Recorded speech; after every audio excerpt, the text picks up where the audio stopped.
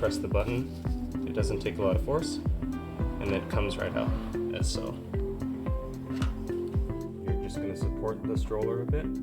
You're going to make sure this pin aligns with the hole that's under here. You can feel it, and then it goes in like so. And hear that click, and then lift it up a bit, jiggle it, see that it won't come out.